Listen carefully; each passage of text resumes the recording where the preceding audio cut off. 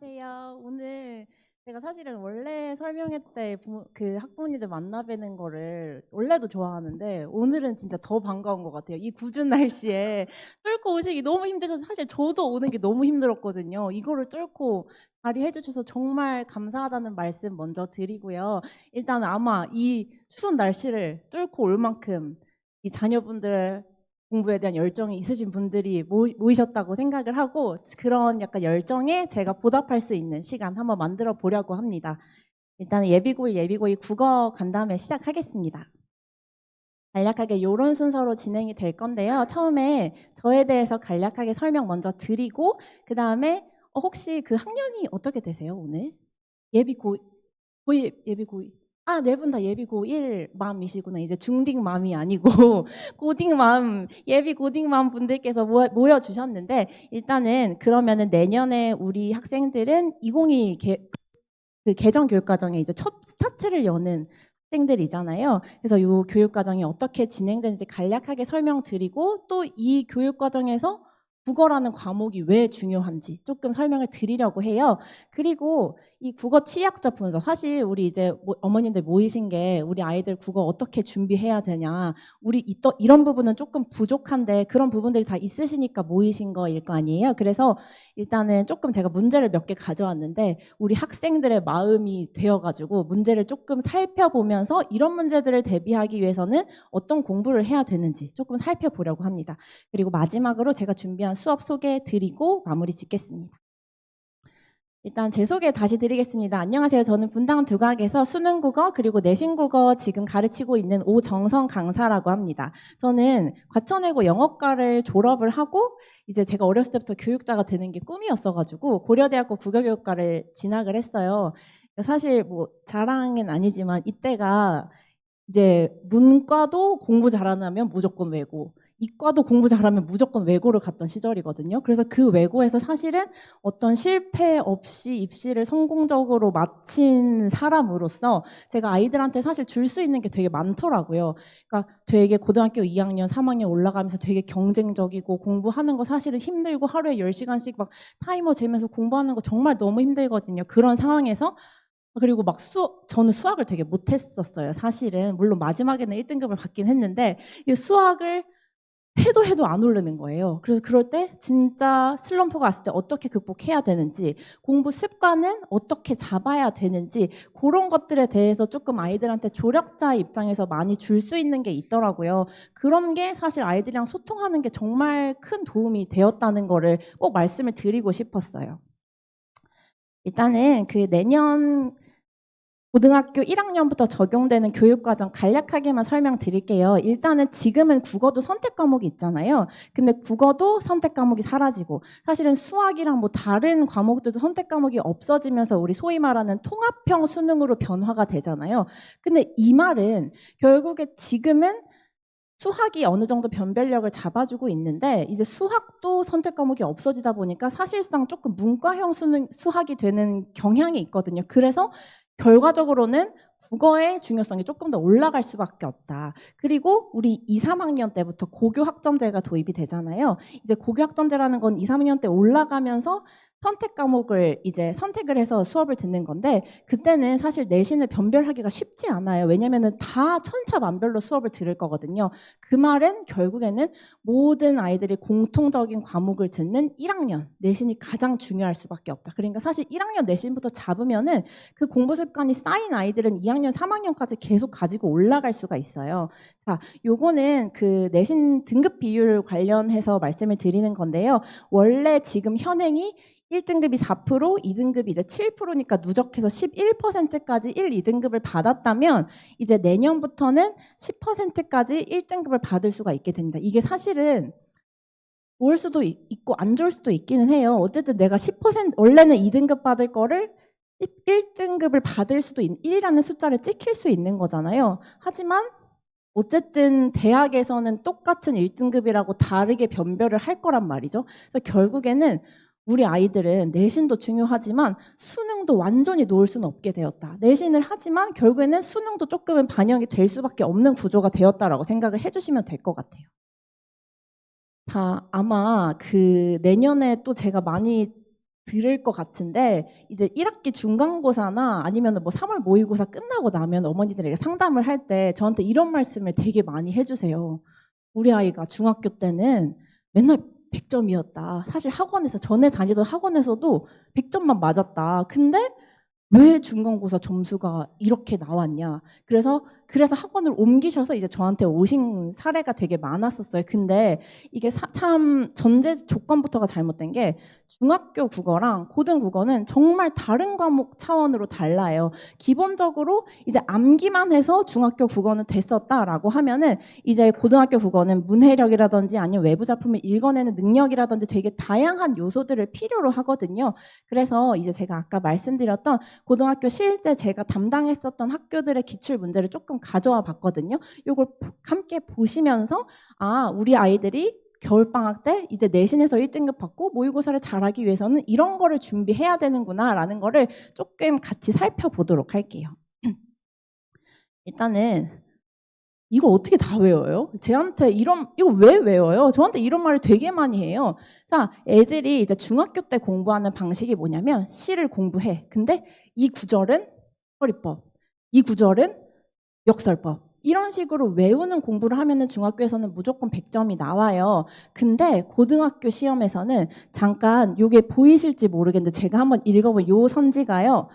의인화된 자연물, 명령조, 독백, 그리고 소망을 점층적으로 드러낸다. 지금 이 하나의 선지에 너무나 많은 정보들이 들어있죠. 근데 그게 하나의 작품도 아니에요. 나는 라와 달리. 그럼 우린 나도 이게 해당되는지 봐야 되고 라도 봐야 된다는 거죠. 근데 생각해 보시면 명령조라는 말 모르는 사람 있나요? 명령하는 말투겠죠. 뭐 그치? 독백은요? 독백은 혼잣말 하는 거겠지. 근데 아이들이 모르는 건 이게 문학 작품에 어떻게 나타나야지 독백인데? 문학 작품에 다 독백 아닌가? 대화가 있나? 어떻게 말해야지? 어떤 키워드가 나와야지 명령인데? 이거를 몰라요. 그러니까 대충 나 이거 아는데? 개념어 다 알아 라고 생각은 하지만 실제로 문학 작품에 혹은 선지에 어떻게 구현되는지를 몰라서 문제를 맞추지 못하는 경우가 많다라는 거죠. 그래서 요거 같은 경우는 문학 개념어를 습득하면서 바로 적용하는 연습을 하면서 수업에서 이제 진행을 할 거예요. 이 왼쪽에 백석 시인의 수라라는 시를 제가 가져와 봤는데요. 이제 내년 개정 교과서, 이제 1학년 교과서에 2개 교과서에 실려 있어요. 그러니까 사실은 시가 내년에 1학년들이 배울 것이다라는 거는 이 동네에 있는 모든 국어 강사 쌤들이 다 알고 계세요. 하지만 저의 차별점은 제가 지금 이따가 말씀드리겠지만 인근 지역의 기출문제들을 다 가지고 있거든요. 그래서 작년에 과천고에서 2학기 중간고사에 수라가 나왔을 때 어떤 키워드로 나왔는지, 이거는 수지고에서 작년에 어떻게 나왔는지. 근데 보시면은 키워드들이 겹쳐요. 나중에 보시면요. 그리고 모의고사에서는 어떤 식으로 형상화가 되었는지. 그래서 이런 거를 뭐 현재형 어미라고 하는구나. 이런 부분을 우위라고 하는구나. 우화적이라고 하는구나. 이런 거를 작품 하나를 그냥 작품만 띡 공부하면서 끝나는 게 아니라 실제로 시험에 어떻게 구현이 되는지. 그래서 우리가 고등학교 1학년 국어의 공부 방향성을 어떻게 잡아야 되는지 요거에 중점을 맞춘 수업이라고 봐주시면 되겠습니다. 두 번째는요.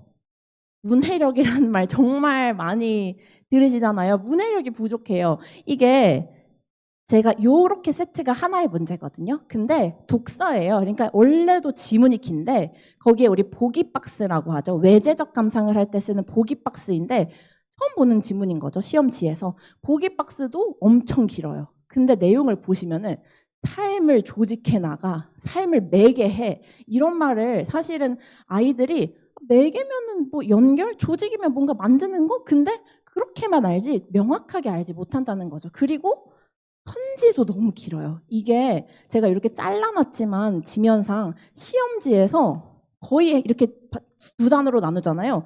요 단을 거의 차지하는 문제였어요. 이런 문제가 나오면 아이들은 딱 처음에 무슨 생각을 하냐?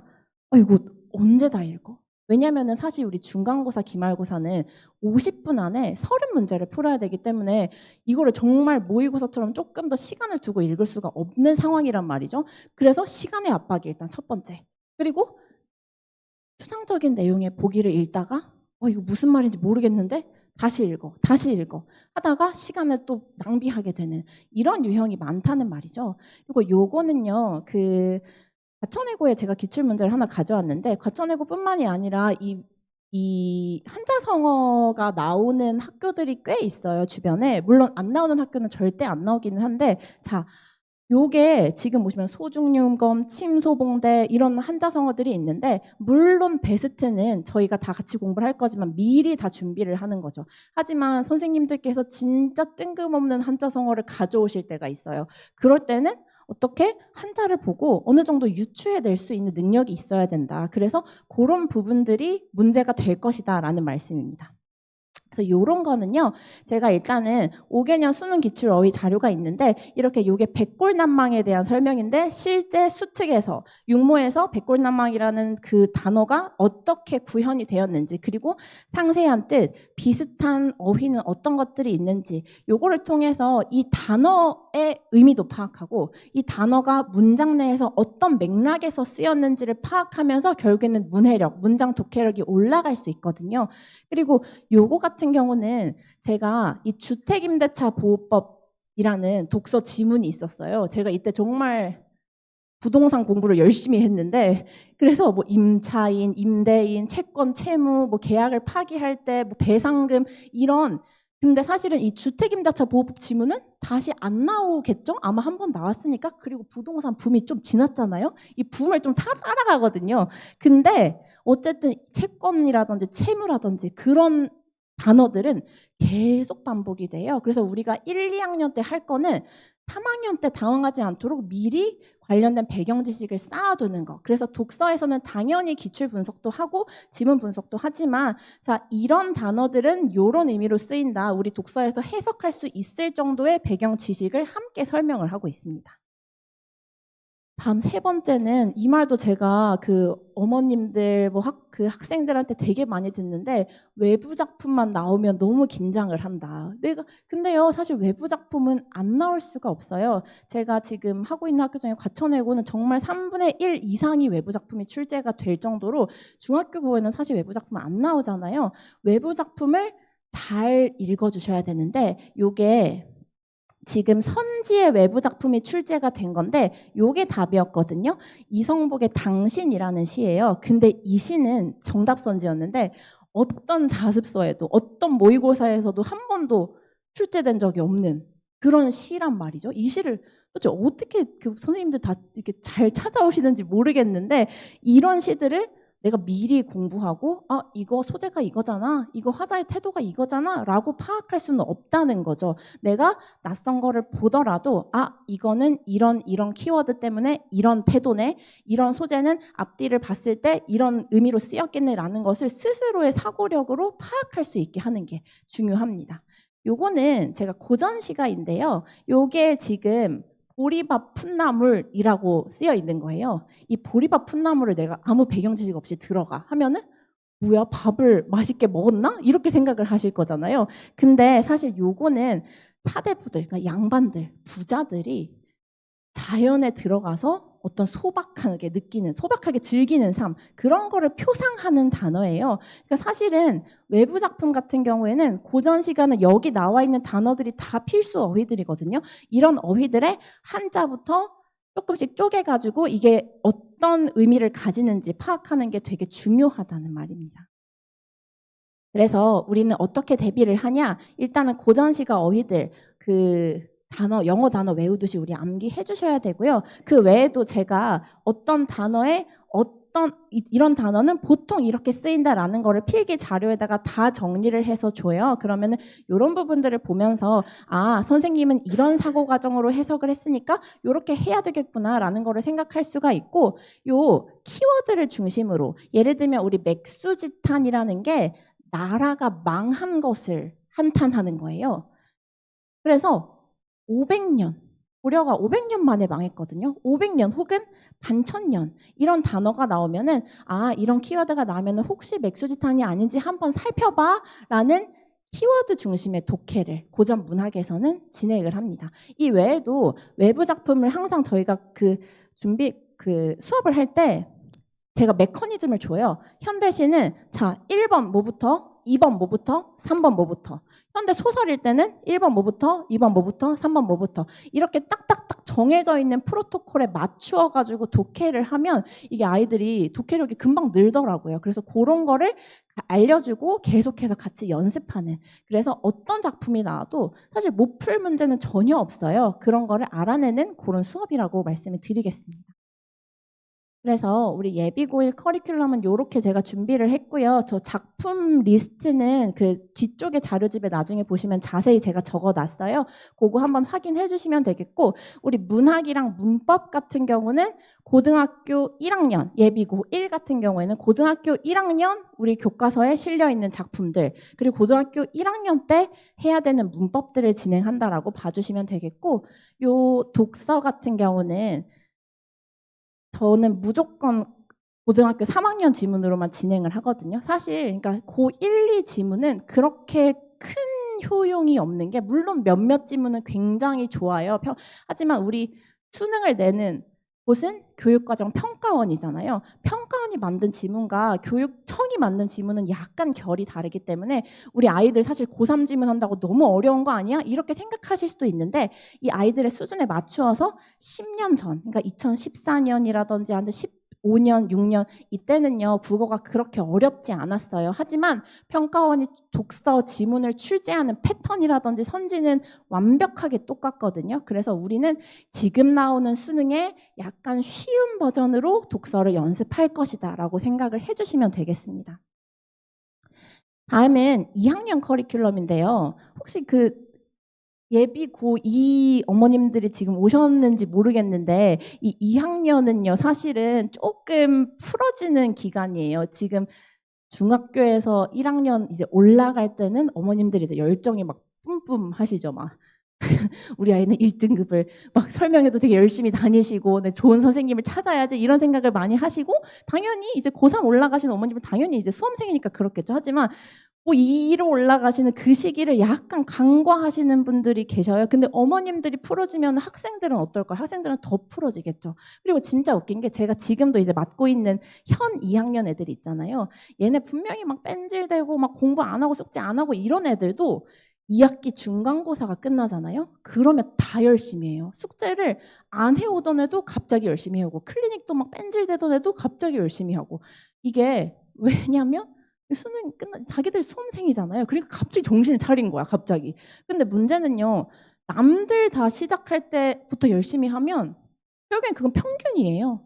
남들이 시작하기 전에 미리 열심히 해두시고 국어라는 과목에 대해서 어느 정도 완성을 해두셔야지 이제 3학년에 올라가서 뭐 EBS라든지 사설이라든지 3학년 때 또 3학년 때 해야 될 것들이 있거든요. 그런 것들을 준비하실 수가 있다. 그래서 일단은 커리큘럼은 이렇게 일단 써놓긴 했는데, 얘도 마찬가지로 상세 커리큘럼은 자료집에 있으니까 한번 봐주시고요. 이 2학년 같은 경우에는 보통 우리 집 주변의 고등학교가 1학기 때는 문학을 하고 2학기 때는 독서를 해요.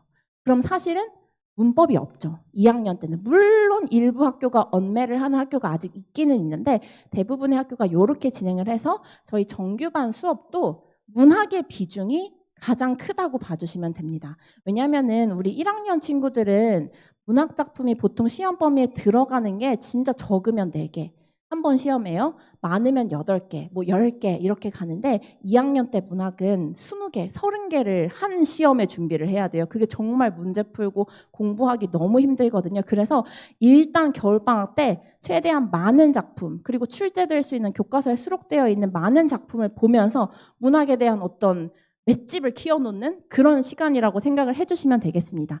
독서 같은 경우도 마찬가지로 고3 지문을 2학년도 분석을 하는데요. 이제 2학년 친구들은 보통 최근 5개년 중에서 정말 의미가 있는 지문들 추려가지고 준비를 하고 있습니다.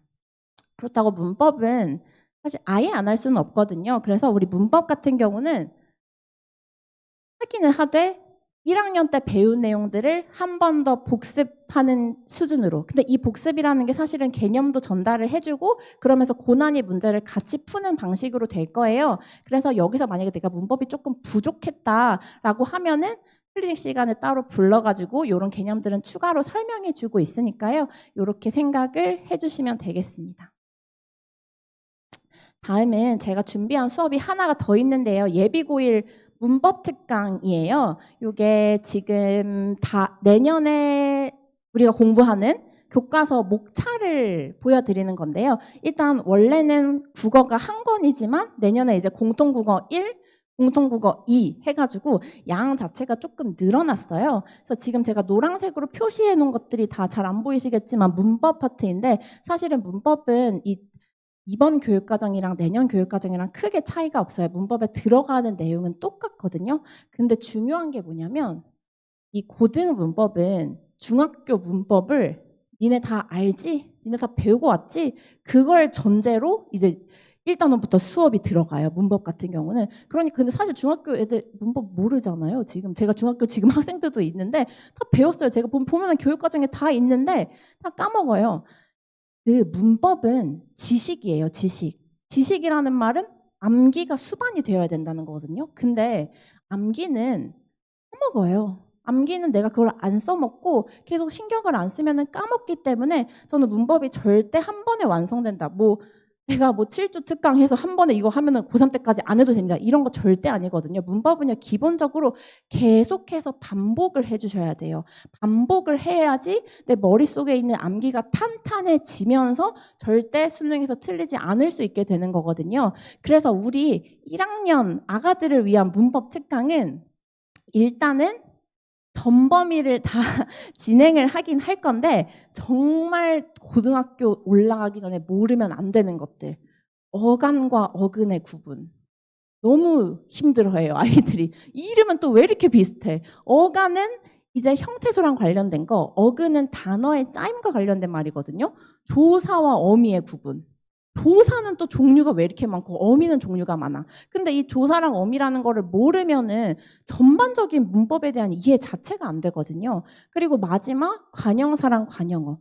품사라는 거는 우리 문법의 정말 코어, 핵심이고 이 품사를 바탕으로 문장 성분이 이루어지는데 관형사랑 관형어는 어떻게 다른지, 관형사가 관형어는 될 수가 없는 걸까? 이런 식으로 정말 중요한, 그리고 이 부분들이 정말 중요하기도 하지만 아이들이 어려워하는 부분이기 때문에 1학년 문법 시험에 무조건 출제가 됩니다. 그래서 이런 부분들을 미리 정리하고, 이걸 미리 하는 이유는 결국에는 이 중에 시간을 확보를 하셔야 돼요. 남들 문법할 때 조금 더 문학하고 혹은 수학하면서 그렇게 하시기를 하는 것이 굉장히 중요하기 때문에 미리 준비를 한 거다라고 생각을 해주시면 되겠습니다. 그래서 상세 커리큘럼은 이렇게 진행이 되고요. 현대문법부터 우리 2학기 때 중세국어가 들어가거든요. 중세국어까지. 국어사가 중세국어라서 요거까지 전체를 싹 훑으면서 중요한 내용들, 들어가게 고등학교 입학하기 전에 필수적으로 알아야 되는 내용들에 초점을 맞춘 수업이라고 생각을 해주시면 되겠습니다. 이제 수업 진행 방식에 대해서 간략하게 설명을 드릴게요. 일단은 저 자체교재, 제가 아까 말씀드렸다시피 자체교재 사용하고 있고요. 수업 같은 경우에는 매주 성적표 발생하고 과제 수홍도 관리해가지고 어머님들께 문자 보내드리고 있고, 이 복습 테스트를 매주, 그러니까 수업 전에 진행을 하는데, 이게 말이 복습 테스트라서 조금 그렇긴 한데 진짜 복습도 맞긴 한데, 선생님 계속 알려준 그 외부 작품을 읽어내는 방법 있잖아요. 저는 숙제에도 외부 작품을 일부러 넣고, 내가 만약에 오늘 수라를 배웠어. 그럼 숙제에는 백석이랑 관련된 다른 작품들 넣고, 시험에도 수라랑 같이 연계될 수 있는 작품들을 넣어서 너희가 이 외부 작품을 읽어내는 능력이 얼마나 상승하고 있는지를 계속적으로 판단을 하고 있습니다. 이 과제 같은 경우에는 일일 캐스트 매일매일 할 수 있는 양으로 배부가 되고요. 이 실전 모의고사, 요것도 모의고사, 요것도 모의고사라서 요거는 일일 캐스트가 하루에 몇 문제씩 해서 총 모의고사 1회분, 그리고 실전 모의고사 요거는 정말 시간을 재고 풀어서 실전 감각을 느끼는 거거든요. 요거 1회분. 그리고 아까 말씀드린 기출 개념어, 고전 시각, 고전 소설 어휘, 그리고 한자성어 속담, 이런 걸 합쳐서 일주일에 한 5, 60개씩 암기를 해서 시험을 보고 있습니다.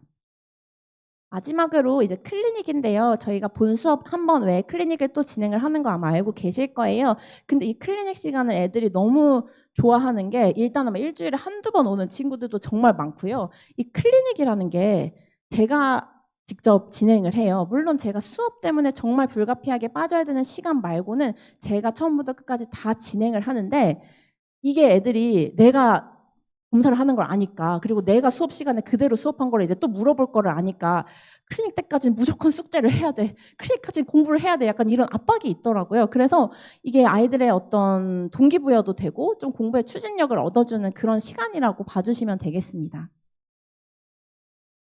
다음은 제 강의의 특징 또 간략하게 설명드릴게요. 이 첫 번째는 탁월한 강의력. 일단은 저의 수업이 굉장히 재밌습니다. 제가 아이들을 이제 수업을 진행할 때 정말 오늘은 아이들을 어떻게 재밌게 할까? 3번은 빵 터져야지. 나의 속이 풀리는데. 약간 이런 생각을 하고 수업에 들어가요. 그러니까 제가 아주 막 춤도 추고 막 그림도 그리고 난리를 피는데 아마 제가 이렇게 주접스럽게 하고 있는지 남편은 모를 거예요. 그리고 어쨌든 저는 국어 교육을 전공했잖아요. 국어 교육이라는 거는 국어도 포함되지만 사실 교육도 포함된단 말이죠. 이게 국어 교육을 전공한 사람과 전공하지 않은 사람은 교육에 대해서 바라보는 관점, 아이들을 바라보는 관점 자체가 저는 정말 다르다고 자부할 수 있습니다. 이 부분은. 자, 두 번째는 특별한 관리인데요. 아까 제가 말씀드린 대로 그 오프라인 클리닉 진행하고요. 이 외에도 온라인 클리닉, 그러니까 물어볼 게 있으면은 24시간 카톡으로 물어봐라 이렇게 진행을 하고 모든 질의응답을 제가 다 진행을 합니다. 물론 조교쌤이 계시고 전 조교쌤도 다 이제 그 고대 분으로 뽑고 있는데 다 우수하세요. 하지만 어쨌든 제가 가르쳐주는 게 가장 중요하기 때문에 제가 모든 아이들을 처음부터 끝까지 관리하는 것을 목표로 하고 있습니다. 그러니까 사실 이러면 애들이 막 왜 이렇게 안 자세요? 왜 새벽 4시에 답장 보내도 답장이 오고 아침 7시에 보내도 답장이 오고 약간 이렇게 생각을 하는데 저는 그냥 이 핸드폰을 최대로 켜놓고 애들이 카톡 오면 그냥 바로바로 보는 게 약간 습관이 되어가지고 이런 게 저의 약간 수업의 장점 중에 하나가 아닐까. 물어보고 싶은 거를 바로바로 확인할 수 있는 거. 그리고 세 번째는 자료가 좋습니다. 저는 아까 말씀드렸지만 이 분당 지역을 포함해서 뭐 용인 지역 그리고 대치동 아니면 일산 이런 식으로 주요 학군지의 기출 문제들을 매 시험 끝날 때마다 입수를 해서 분류를 하고 있어요. 그래서 만약에 우리 아이가 뭐 이번에 어떤 범위가 포함이 됐다 하면은 그 범위에 해당하는 문제들 중에서 우리 학교 유형이랑 비슷한 애들을 좀 추려가지고 좋은 문제들로만 어디서도 구할 수 없는 좋은 문제들로만 제공을 하고 있습니다. 마지막은 항상 진심과 정성을 다하는 수업을 하려고 노력을 하고 있는데요. 사실은 아이들을 믿고 보내주시는 게 큰일이잖아요. 돈이 뭐 한두 푼도 아니고 저를 이렇게 믿으니까 보내주시는 건데 그 믿음에 보답하기 위해서 항상 무거운 책임감을 가지고 노력을 하고 있고요. 그리고 저는 사실 뭐 아이들이 성적 잘 받는 거 당연히 중요해요. 근데 더 중요한 거는 어쨌든 아이들이 공부를 하는 거는 하기 싫은데 노력을 하는 거잖아요. 그 노력을 했는데 뭘 성취를 했어. 그럼 또 성취감이 들어서 더 열심히 하고 싶다는 거죠. 그러면 계속해서 그 경험, 어떤 성공에 대한 경험을 밑바탕으로 해서 그것이 또 앞으로 인생을 살아가는데 진짜 큰 힘이 된다고 저는 생각을 하는 사람이거든요. 저도 그러한 인생을 살아왔기 때문에 이러한 성인이 된 거고요. 그래서 저는 그런 부분, 그러니까 당연히 성적 올리는 것도 중요하지만 노력하면은 누구든 할 수 있다. 그리고 앞으로 어쨌든 우리 공부하는 건 다 훌륭한 성인을 만들기 위해서인 거잖아요. 성인 돼서도 이런 어떤 고난이 닥쳐도 열심히 하면 해낼 수 있다. 이런 믿음을 주는 것이 저의 또 수업의 다른 목표 중에 하나입니다. 다음 요거는 그 제 필기 자료, 교재 자료 좀 넣어봤는데 요거는 그냥 한번 봐주시면 될 것 같고요. 요게 제가 그 온라인으로 질의응답한 거를 좀 가져와 봤는데 이렇게 애들이 좀 말이 짧아요. 그러니까 물론 시험 기간이라 바빠서 그런 것도 있어요. 이렇게 물어보면은 저는 이렇게 최대한 옆에서 바로 설명해 주는 것처럼 자세하게 설명을 해주려고 노력을 하고 있거든요. 그리고 이제 제가 뭐 아까 4시에도 깨 있고 약간 이런 말씀을 드렸는데 제가 학창 시절 때, 제가 고등학교 다닐 때 저희 어머니께서 제가 공부가 마칠 때까지 잠을 안 주무셨어요. 거실에서 맨날 막 십자수하고 막 뜨개질하고 이러면서 그게 저는 근데 되게 큰 힘이 되더라고요. 내를 그래도 누가 좀 기다려준다. 내가 혼자가 아니다. 약간 이런 생각 때문에. 근데 저는 이거를 애들한테 똑같이 해주고 싶은 것 같아요. 그래서 시험 기간에도 잠을 안 자고 그냥 애들이 저 이제 질문 다 했어요. 저 조금 한두 시간이라도 잘래요. 라고 얘기를 하면은 그래 내일 시험 화이팅 해라 하고 그때서야 저도 잠이 들거든요. 그래서 항상 24시간 언제든지 물어보고 싶은 것을 무엇이든 물어볼 수 있는 열려있는 클리닉이 있다라는 것도 같이 봐주시면 되겠습니다. 이거는 학생들이나 어머님들이 해주신 그냥 메시지들 좀 가져와 봤는데요. 일단은 하나 말씀드릴 게 저희 지금 고2 정규반이 여름방학 때부터 퇴원생이 한 명도 없어요. 그리고 걔네가 맨날 하는 말이 고3도 해주시면 안 돼요? 고3도 제발 해달라. 학원비 2배로 낼게요. 근데 좀 웃기죠. 지네가 내는 것도 아닌데. 어쨌든 이런 식으로 저는 사실 성적이 오른 것도 너무 좋지만 국어에 자신감을 가지게 되었다. 국어에 흥미를 가졌다. 이런 얘기를 들을 때 정말 저한테도 많은 힘과 보람이 되는 것 같아요. 다음 이거는 사실은 내신 실적 올해 제가 지금 2학기 내신 실적이라서 정규 수업과는 약간 결이 맞지는 않지만 그래도 한번 참고 삼아서 가져와 봤어요. 과천외고 같은 경우에는 학교 평균이 75점이었는데 저희 반 평균이 88점이었다. 그리고 한 명도 평균 아래 당연히 없었습니다. 그리고 고2 같은 경우에는 2024년 기준으로 퇴원생이 한 명도 없었고요. 그리고 매 시험 항상 과천외고가 이상하게 100점이 2명씩 나왔는데 2명 중 1명은 계속 저희 반에서 동일인은 아니에요. 2명이 약간 번갈아 가면서 100점을 맞고 있습니다. 다른 학교들 실적도 한 번씩 봐주시면 좋을 것 같고요. 저희 시간표 예비 고1은 12월 중순에, 예비 고2는 1월 초, 그리고 엄매특강은 1월 7일에 개강하니까 시간표 한번 확인해 봐주시면 감사드리겠습니다. 이 불가능을 노력하지 않는 자의 변명이다. 제가 항상 제 모토로 삼고 아이들한테도 해주는 말인데요. 국어 성적 올리기가 참 쉽지가 않아요. 하지만 여기 와주신 학부모님들의 열정과 저의 열정과 아이들의 노력이 더해진다면 꼭 올릴 수 있을 거라고 저는 강하게 믿고 있습니다. 정말 무거운 책임감 가지고 마지막까지 수업 준비할 테니까요. 저 선생님한테 좀 맡겨도 되겠다라는 생각이 드신다면 우리 교실에서 아이들 만날 수 있게 해주시면 감사드리겠습니다. 감사합니다.